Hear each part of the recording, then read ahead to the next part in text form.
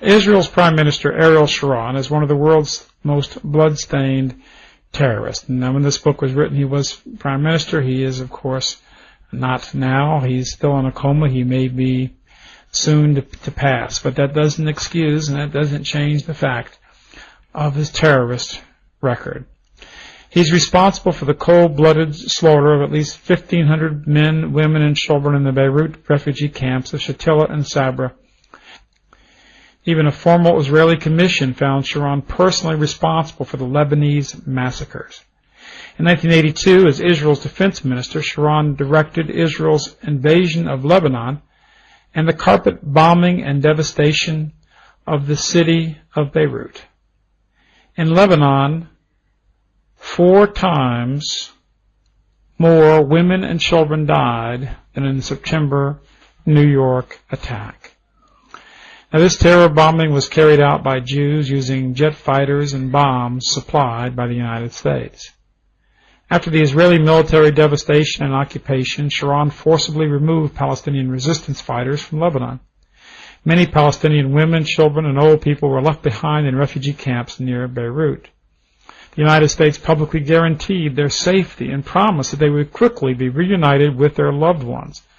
When Sharon plotted their murder, he knew that he planned a bloody act of terrorism against the refugees, and he knew it was an act of treachery against the United States, one that would raise intense hatred against America.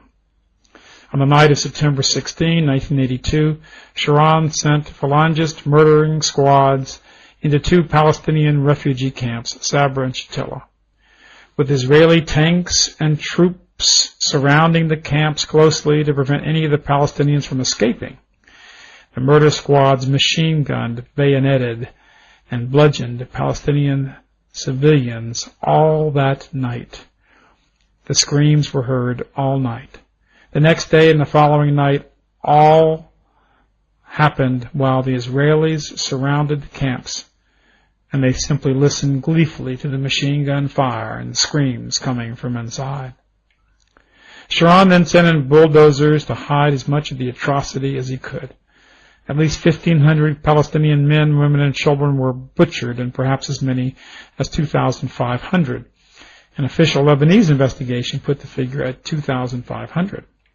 Even after the efforts of Sharon's bulldozers, many Palestinians remained unburied, and Red Cross workers found whole families, including hundreds of elderly and little children, with their throats cut or disemboweled. Uncounted numbers of women and girls were also raped before they were slaughtered.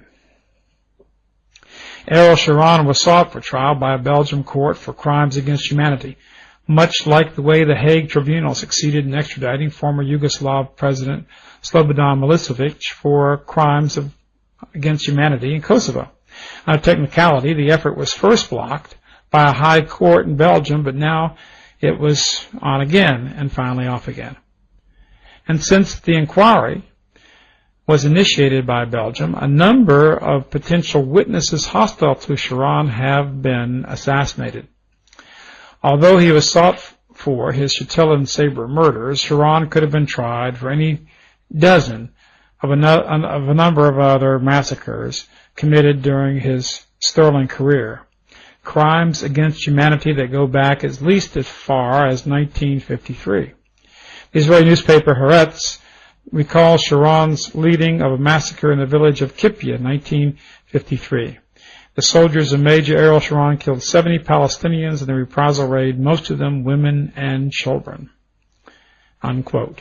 Israel's murder of the Palestinian refugees after the United States had publicly guaranteed their safety in Sabra and Shatila was not only a crime against humanity, but also one of treachery against America. Sharon and the others involved were completely aware of America's well-publicized promise of the refugee safety. It was certainly that betrayal which led to one of the worst acts of terrorism in American history.